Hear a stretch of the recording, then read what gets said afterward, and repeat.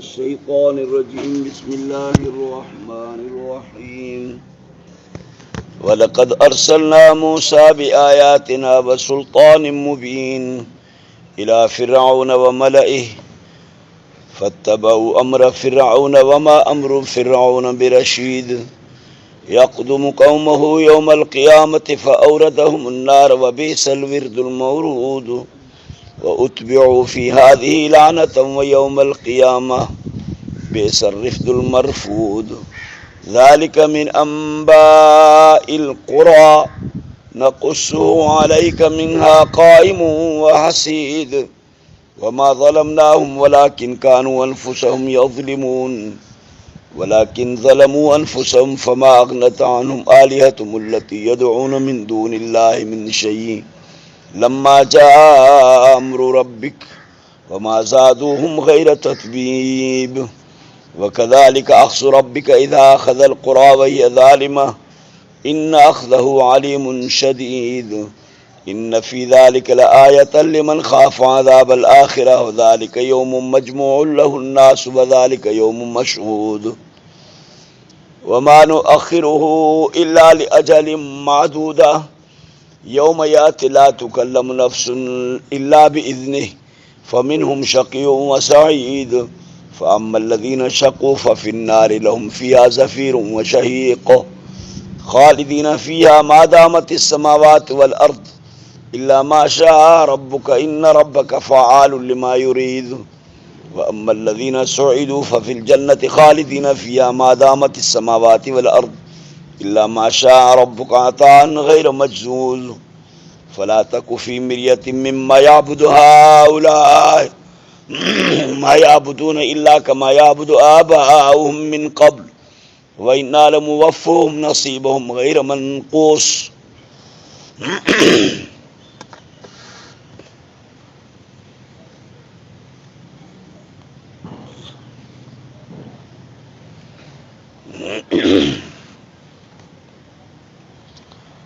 یہ سب قصہ سورہ آراف میں وڈے مفصل طریقے سے بیان تھی آیا ہے. وری اللہ پاک انہن سمورن کے اجمالی طرح سا یعنی کہ مختصر طریقے سے وری اللہ تعالی موٹایا دعا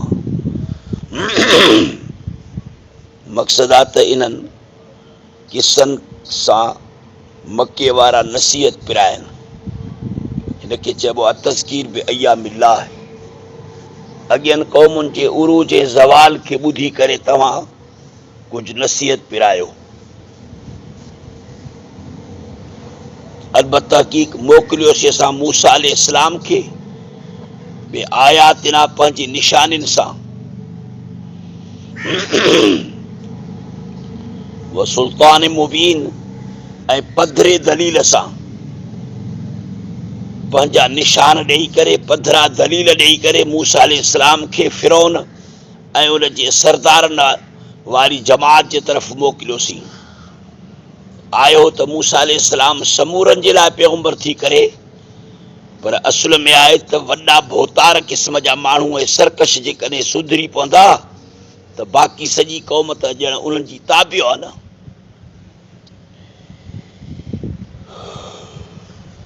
انا صلاح دین ملوکیم جی چیبو آ مانو دان پنجے وڈن جے دین تے پنجے بادشاہن بھوتارن سردارن اے وڈے پنجے پیرن فقیرن جے دینن تے ہوندان. ہاں جو انہن میں جنے تبدیلی اچی ویندی انہن میں سدھارو اچی ویندو اوے وڈا جنے سدھری جی پوندا نا تے مانو از خود سدھری جی ویندا. آیاتنا مجا مراد ہے معجزہ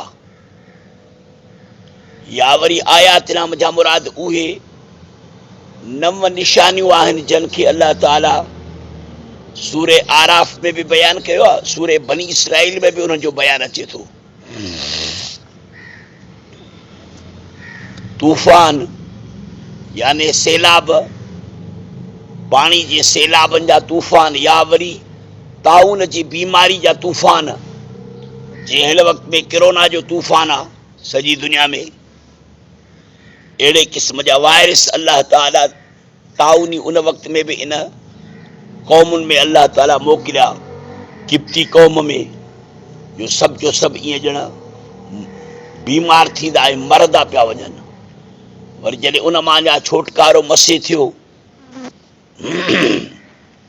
हू वाइदो पिया कनि त बसि हाणे ही बीमारी असां मां निकिरे न, असां सभु मुस्लमान थींदासीं।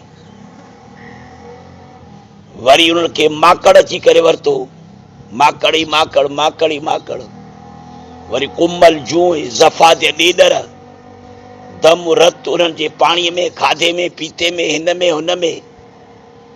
हज़रत मूसा अलैहिस्सलाम जो यदे बैज़ा ऐं हज़रत मूसा अलैहिस्सलाम जी लठ ऐं कई ॾुकर जा साल, नक्स मिन समरात, मेवनि में कमताई, इहे सभु इन आयात में अची विया।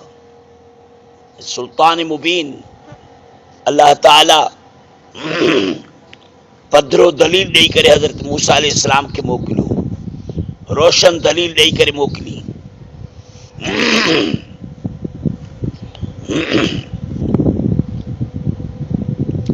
खुल्लम खुल्ला जेके मौजज़ा हुया हज़रत मूसा अलैहिस्सलाम जी तरफ़ खां, ईअं जो फिरौन जे मुक़ाबले में अल्लाह ताला हज़रत मूसा अलैहिस्सलाम खे बार बार नुमाया जेको ग़लबो पियो ॾे। हर हर मूसा अलैहिस्सलाम पियो फिरौन जे मुक़ाबले में हर मैदान ते जेका फ़तेह मुबीन पियो हासिल करे, रब करीम जे तरफ़ खां जेके इहे ज़ाहिर ज़हूर नुसरतूं थियनि पियूं पैगंबर सां, इहे सुल्तान मुबीन आहिनि।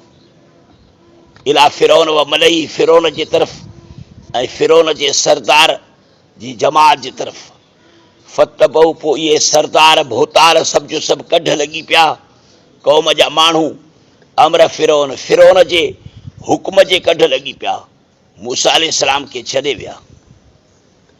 वमा अमरु फिरौन, नाहे हुकुम फिरौन जो बि रशीद, हिदायत वारो। फिरौन जे हुक्मनि में, फिरौन जे अमुर करण में कंहिं बि क़िस्म जी काई भलाई कान आई। ख़ुदा जो दुश्मन थी करे खुल्लम खुल्ला तौहीद ऐं मूसा अलैहिस्सलाम जे नबूअत जो खुल्लम खुल्ला दुश्मन थी करे ॿाहिरि मैदान ते आयो, जेको अल्लाह जे हुक्म जो खुल्लम खुल्ला ज़ाहिर ज़हूर दुश्मन आहे। इन जे हुक्म में कहिड़ी चङाई हूंदी? उहे माण्हू, इहे क़ौमूं जेके ज़ाहिर ज़हूर अल्लाह जे हुक्मनि जी नाफ़रमानी था कनि, अल्लाह जे तौहीद जी, अल्लाह जे वजूद जी, अल्लाह जे अहकामनि जी, अल्लाह जे कानून जी। हाणे ॿुधायो त उन्हनि जे इन्हनि दस्तूरनि में, मंशूरनि में या उन्हनि जे हुक्मनि अहकामनि में कहिड़ी चङाई हूंदी? यक़दुम क़ौमहू, अॻुवाणी कंदो इहो फिरौन पंहिंजे क़ौम जी क़यामत जे ॾींहं ते। ईअं ई फिरौन वांगुरु जेके बि माण्हू जंहिं जंहिं ज़माने में जंहिं जंहिं दीन जे दुश्मन जे ताबेदारी कई अथनि न, क़यामत जे ॾींहं ते उहे माण्हू उन्हनि जा अॻुवाण हूंदा। सभु को माण्हू पंहिंजे अॻुवाण जे ऐं पंहिंजे इमाम जे कढ पियो हलंदो क़यामत जे ॾींहं ते। ख़ुशि थियनि उहे माण्हू जंहिंजी सॼी ज़िंदगी उलमा जे मुहबत सां गुज़री, उलमा जे ताबेदारी सां। क़यामत जे ॾींहं ते आलिम उन्हनि जी अॻुवाणी कंदा। फ़औरदहुम नार, पोइ फिरौन आणींदो इन्हनि खे जहन्नम ते। व बेसल विरदुल मौरूद, बुछड़े क़िस्म जो घाट आहे। अल मौरूद, पहतल, पाणी जे पीअण वारी जाइ खे घटि करे चइबो आहे, घाट करे चइबो आहे। ॼण हिननि माण्हुनि खे फिरौन क़ियादत करे, अॻुवाणी करे जहन्नम जे किनारे ते आणींदो ऐं पोइ बसि सभु जो सभु इन जहन्नम में ईअं किरंदा ड्रहंदा वेंदा। व उतबियू फी हाज़ी, कढ लॻाया विया हिन दुनिया में लानत क़यामत ताईं यकी फिरौन ते ऐं फिरौन जे ताबेदारी कंदड़नि जे मथां लानत पई वसंदी। ईअं ई दुनिया में जेके जेके माण्हू दीन जे दुश्मननि जे कढ लॻी पिया, उन्हनि जी ताबेदारी कयूं, दुनिया जे चंद पैसनि जे लालचनि जे करे। को कादियानी आहे त माण्हू उन जे कढ, को शियो आहे त माण्हू उन जे कढ, को बिदती आहे त माण्हू उन जे कढ, को दीन जो दुश्मन आहे त माण्हू उन जे कढ। लालच जे करे जीअं हुन ते लानत थी हिननि ते बि लानत, कढ लॻाया विया हिन दुनिया में लानत, क़यामत जे ॾींहं ते बि इन्हनि खे ईअं लानत हूंदी। बेसर रिफ़्दुल मरफूद, बुछड़ो इनाम आहे इन्हनि खे मिलियल, इहो लानत वारो इनाम इन्हनि खे ॼण मिलियो, ऐं गंदे में गंदो ॼण इनाम मिलियो। ज़ालिक मिन अंबाइल क़ुरा, मोहम्मद करीम इहे ॻोठ वारनि जूं ख़बरूं अथई जो न कुसू अलैक, जिन खे बयान था कयूं तो ते। इहे सभु माज़ी ज़माने जे ॻोठनि वारनि माण्हुनि जा किस्सा आहिनि जेके असां तो ते बयान था कयूं। मिनहा, इन्हनि मज़ा के ॻोठ अञा ताईं पंहिंजे उन्हनि शकुलुनि ऐं नमूननि में क़ाइमु बीठा अथई। व हसीद, केतिरनि जा लाबारा थी विया, जड़नि मंझा पाड़नि मंझा कटिजी विया। इहे असां बयान था कयूं था त तुंहिंजे क़ौम खे इन्हनि जे बयान करण खां पोइ का सुध समा पैदा थिए। इहे तज़कीर बि अयामिल्लाह में दाख़िल आहिनि। वमा ज़लमनाहुम, इन्हनि समूरनि सां असां ज़ुल्म कोन कयोसीं, वलाकिन ज़लमू अनफुसहुम, पर इन्हनि माण्हुनि पंहिंजे लफ़्ज़नि ते पाण ज़ुल्म कयो, जो वक़्त जे पैगंबरनि जी नाफ़रमानी कयूं, मूं अल्लाह जी तौहीद जा मुनकिर थी पिया, ऐं बुतनि वग़ैरहनि जी ऐं क़ब्रुनि जी पूॼा कयूं।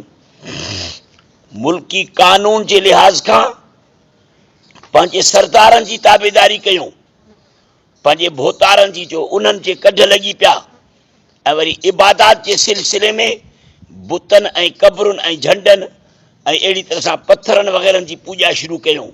फमा अगनत अनहुम, पोइ न टारियो इन्हनि खां आलियतुम, संदन माबूदनि बातिलनि, अल्लती यदऊन, जन खे सॾींदा हुआ, मिन दूनिल्लाह, ख़ुदा खां सवाइ, मिन शैइन, कख बराबरि बि को अज़ाब। मूं ख़ुदा खे छॾे करे जन जी इबादत कंदा हुआ, जॾहिं उन्हनि जे मथां अज़ाब वारो वक़्तु आयो त उन्हनि खां अज़ाब जो हिकिड़ो ज़र्रो बि परे न करे सघिया। लम्मा जा अम्र रब्बिक, जॾहिं अची वियो तुंहिंजे रब जो हुकुम, वमा ज़ादुहुम गैर ततबीब, न वधायूं उन्हनि खे सवाइ हलाकत जे। अञा बि जन गैरुल्लाह जी पूॼा कयूं न, गोया को न गैरुल्लाह जे पूॼाउनि जे करे ॼण अञा इहे माण्हू हलाकत में वधिया, मुसीबत में वधिया, अज़ाब में वधिया, चङाई नसीब न थी। ख़ुदा खे जेको माण्हू छॾींदो उहो काॾों चङाई हासिल कंदो। वकज़ालिक अख़्ज़ु रब्बिक, ईअं ई आहे, अहिड़ी तरह आहे तुंहिंजे रब जी पकड़। अल्लाह पकड़ ईअं कंदो आहे, फ़िलहालु ढर ॾींदो आहे, ढर ॾेई ॾेई ॾेई जॾहिं देग उनजी तपी वेंदी आहे न, त बसि पोइ ईअं पकड़ींदो आहे। इज़ा अख़ज़ल क़ुरा, जॾहिं जो पकड़ी ॻोठ वारनि खे, हा पकड़ींदो आहे त पोइ ईअं पकड़ींदो आहे जो नामो निशान बि उन्हनि क़ौमुनि जो रहिजी न पवे। खंड राति वञी करे बाक़ी बीठा। वही ज़ालिमतुन, ऐं इहे ज़ुल्म कंदड़ आहिनि। इन अख़्ज़हू, बेशक इन रब करीम जी पकड़, अलीमुन, दर्दनाक अथई, शदीदुन, सख़्तु आहे। अल्लाह पकड़ींदो आहे न त दर्दनाक तरीक़े सां पकड़ींदो आहे, ज़बरदस्त सख़्तु पकड़ींदो आहे, जो पोइ उन जे पकड़ मां कोई पंहिंजी जान छॾाए न सघंदो।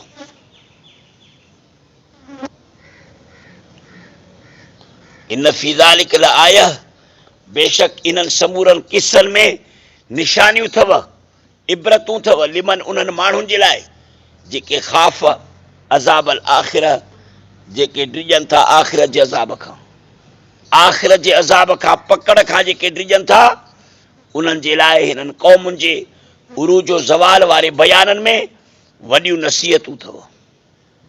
ज़ालिक यौमुन, यौम मजमू, इहो आख़िरत वारो ॾींहुं गॾु थियल ॾींहुं हूंदो। इहो ॾींहुं आहे गॾु थियल, उन जे वास्ते माण्हू, इन आख़िरत जे लाइ माण्हू गॾु थींदा। इनखे वज़ालिक यौम मशहूद, ऐं इहो ॾींहुं आहे हाज़िरीअ जो, हाज़िरी वारो ॾींहुं थींदो, समूरनि माण्हुनि जे गॾु थियण वारो ॾींहुं थींदो। सभु जो सभु गॾु थींदा, कोई भॼी न सघंदो, कोई जान बचाए न सघंदो। वमा नुअख़िरुहु, इल्ला लिअजल मादूद। असां हिन क़यामत जे ॾींहं खे कुझु पोइते जेको कयो आहे न, इहो हिन जे ख़ातिर जो असां उन जो टाइम टेबल ठाहे छॾियो आहे वाइदे जे तरीक़े सां। सो उन पंहिंजे वाइदे जे टाइम टेबल ते उनखे आणींदासीं मैदान ते। ईअं न आहे त को असां क़यामत आणे न सघंदासीं, क़यामत असां खां छुटी वई आहे, भॼी वई आहे।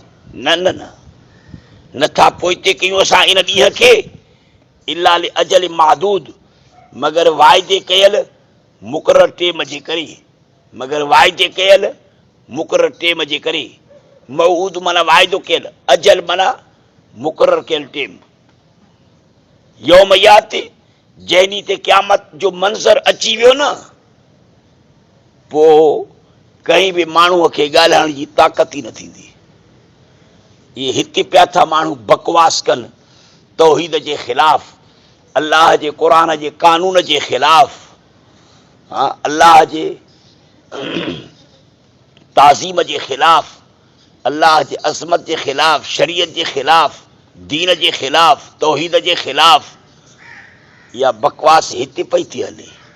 इहे शिरक कुफर वारा वाखाण हिते पिया था हलनि। इहा कादियानियत जा जेके किसा आहिनि उहे हिते पिया था हलनि। आख़िरत में इन्हनि समूरनि जे बूथनि ते ॼण मोचड़ो लॻी वेंदो, समूरनि जे मुंहंनि ते, वातनि ते मोहर लॻी वेंदी। नख़्तिमु अला अफ़वाहिम व तुकल्लिमुना ऐदीहिम व तशहदु अर्जुलुहुम थी पवंदो।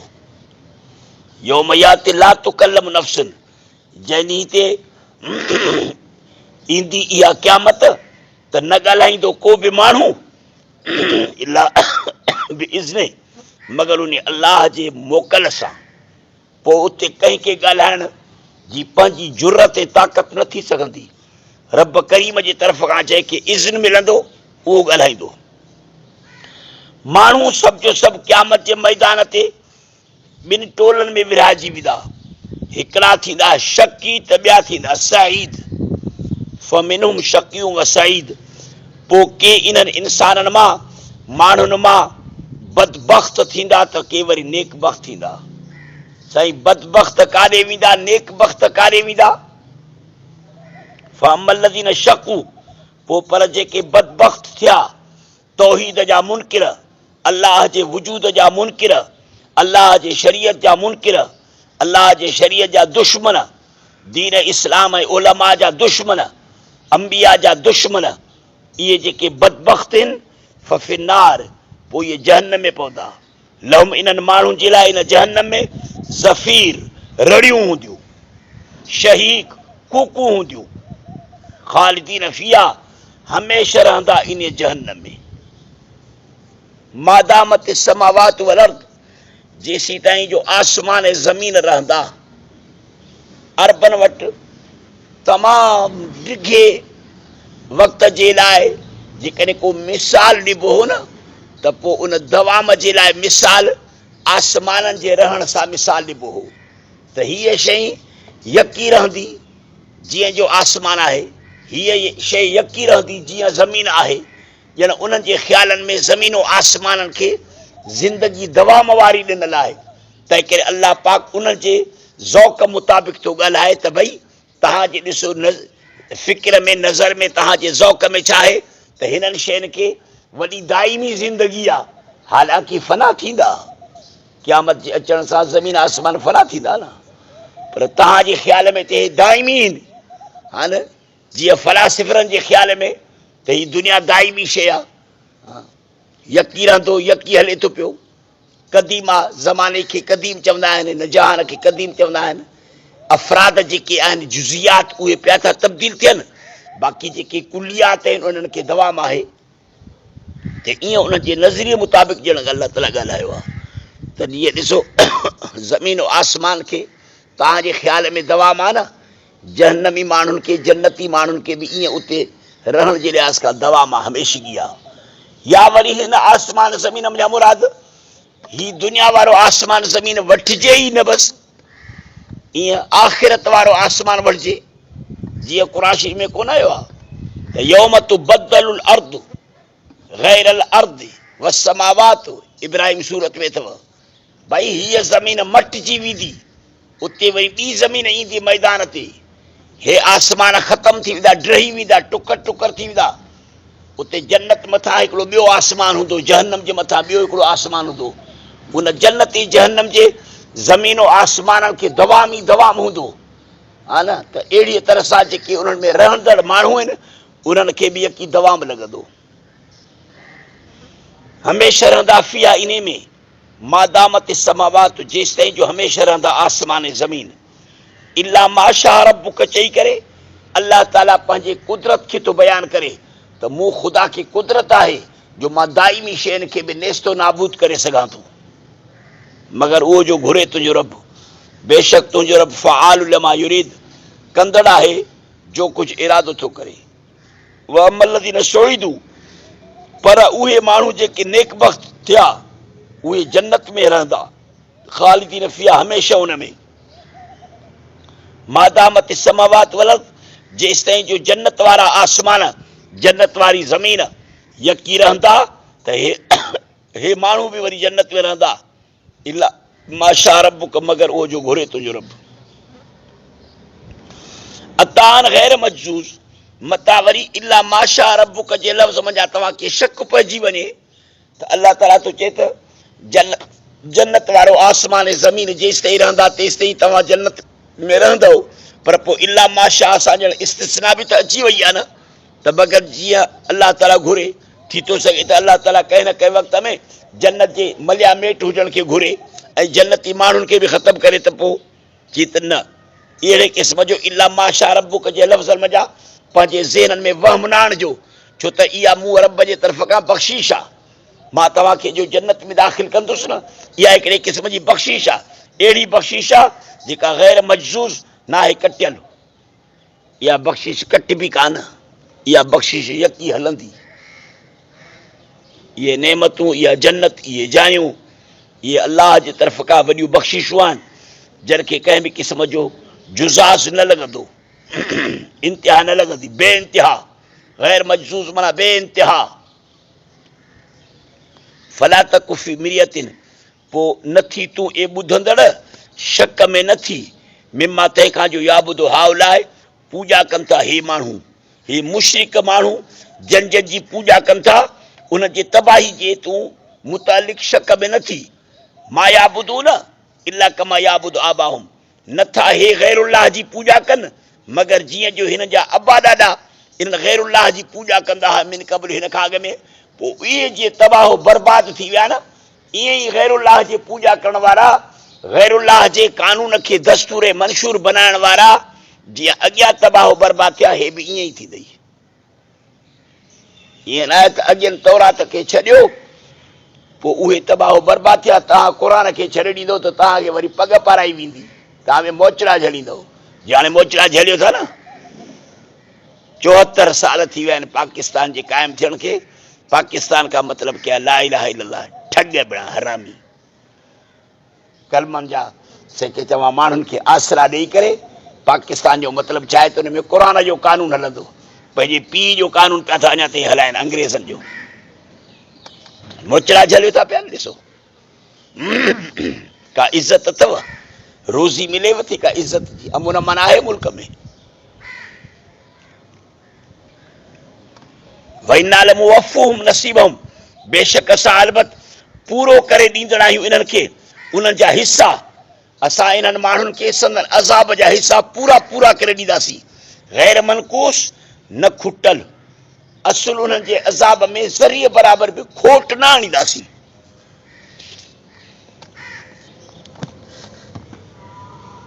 अल्लाहुम्मा अग़फ़िर लना ज़ुनूबना व कफ़िर लना सय्यिअतना रब्बना आतिना फ़िद दुनिया हसना व फ़िल आख़िरति हसना व क़िना अज़ाबन्नार। अल्लाहुम्मा सल्लि अला सय्यिदिना मौलाना मुहम्मद नबिय्यिल उम्मी व अला आलिहि व सह्बिहि। ला इलाहा इल्लल्लाह।